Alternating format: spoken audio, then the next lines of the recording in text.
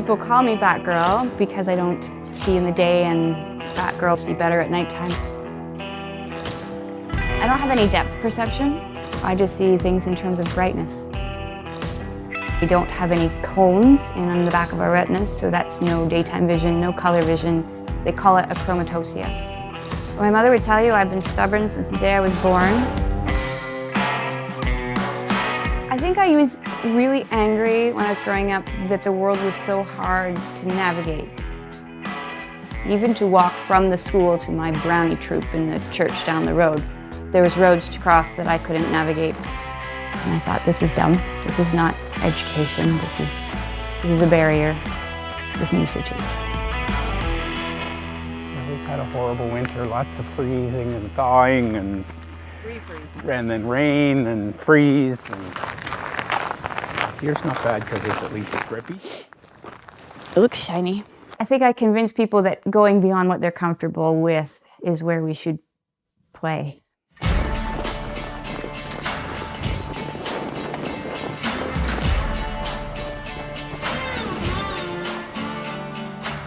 Who likes running? Running is like hard work. When I'm running, I'm like, don't die, don't die, don't die, pretty much every step. I don't like running, but I like the way that running could change people's mindsets. So for me to go and run 20 days on the Bruce Trail, it inspires other people who are trying to get to the gym. Running it with only 8% vision, all 890 kilometers of Ontario's Bruce Trail. This is incredible. How did you do it? Very, very slowly. We did a 48-hour race. That was my first 100-mile at one go. I've run the Barkley Marathons, or attempted to run the Barkley Marathons. How did you know when you were supposed to hop over a log or avoid a hole? That's where the guide runners come in. So we had 50 different guide runners come and go. Having 8% vision and always needing a guide runner, Rhonda spent a lot of time trying to get me to run with her, and I kept saying no. Ice on my side, you're good. The ground was hollow on the ice. On day 5 of my Bruce Trail adventure, we had a couple of guys that couldn't come because everybody gets injured now and then. And this call went out on social media, Rhonda needs a guide runner, day 5. Never guided her before, and jumped in and we ran, I think we did 48K that day. Well, sticks on the right, pothole right, pothole left, pothole right, all up and over.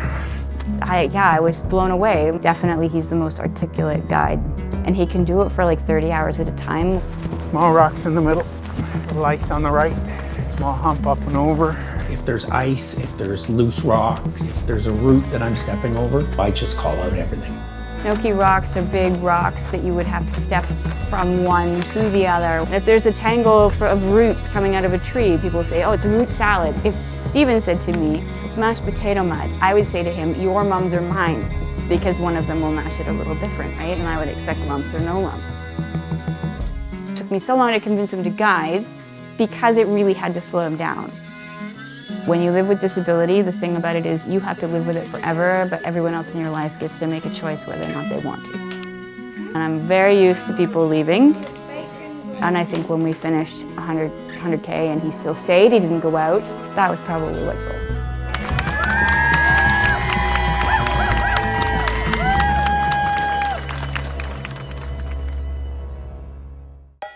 Rhonda, that's a good question. I think I would have been introduced to her just more so through kind of mythology. She's like a fable to us. On Strava, something I never saw before was her line was wiggly. When you get to the start-finish, you should be cheering because Rhonda's almost finished. And I thought, who's Rhonda? Gee, she was the woman who ran Bruce Trail from end to end. She convinced me that I should be a guide runner. Tumbled over a snowbank and nobody died. So she's sort of weaving herself down the sidewalk, running by herself in a sunny afternoon. She can't see worth squat at that time of the day.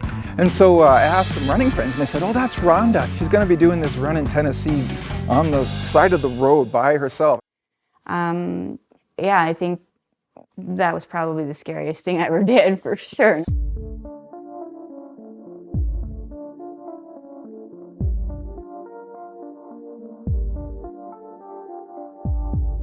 Purposefully And determinedly, she went without a guide. She knew there was going to be danger. She knew she was going to struggle. I prepare, I over-prepare. If I'm gonna go to the doctor from my house, I've looked at the maps, I've looked at the landscape, I know what time and what the bus is gonna say, what to ask and what the stops is gonna read. And I couldn't do that for Tennessee. I couldn't do any of that prep for Vol State. Like, it's just open road, open country road with fields. There's no trees, there's no shelter, there's no shade. There's nowhere to pull off and say, okay, I've had enough of this, I need a break. My eyesight is always changing. On a road, I follow the line as much as I can see it because it's the landmark.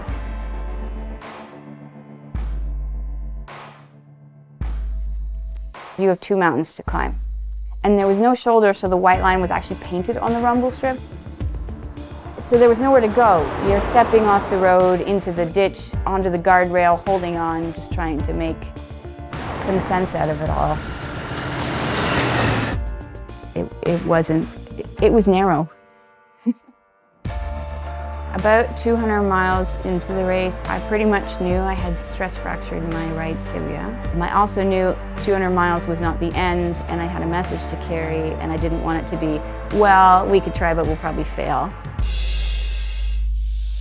Good morning, world. I'm not sure how well this will work out in the country, but it is day 7.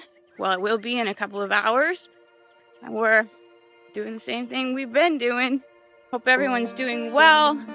And one thing on my mind this morning, there's only 24 hours in the day, and you get to do with it what you want. But when it's gone, it's gone. You can't save time, you can't make time, you can't do anything but use it effectively for the things that you love and the things that have meaning for you. So, that's it for today. It took me 8.5 days to get 314 miles across Tennessee. She toughed it out. She finished it because it was a very public run. I'm here because I want to talk about inclusion and the fact that the world is not built for people like me to move through this space, to climb this mountain. I came back to find out that I not only had stress fractured my tibia, but also my talus and done some pretty intensive cartilage damage to my ankle. After further looking at the images, she said, if you run as far and as technical as you have been, then you'll see me within 2 years to have a complete ankle fusion. To hear it and to know that she meant it in particular terms is going to require some reframing. A little bit of ice on the left here. The thing I'm going to miss the most is interpreting my surroundings through someone else's dialogue. Probably Isaac took it the hardest. He said to me, if you don't run, who will you be? I said, I'll let you know when I figure that out.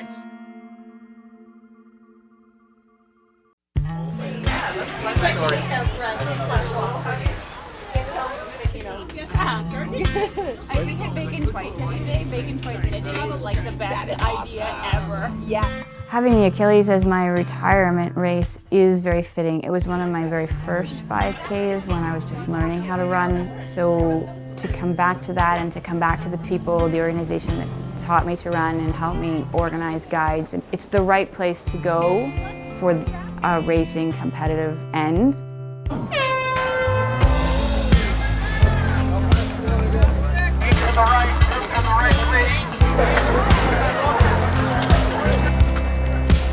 The Achilles is, for now and for a while at least, going to be the last race that I run officially.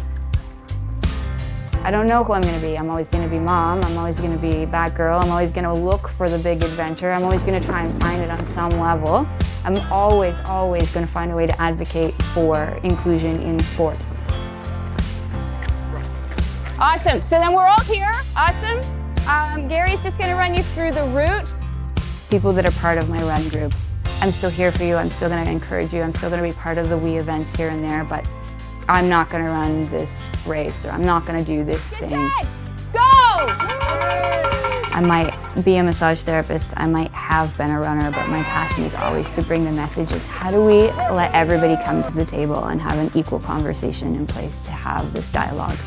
Give us an idea what your race goals are this year. If you're fundraising, what you're fundraising for these races. 10K. Derek is needing running partners. Darlene's going to be doing some mud run obstacles. So if anybody's interested in learning how to guide run, if you're interested in giving some time to a high school track meet, we'll get you in touch with some high school kids and get them out running.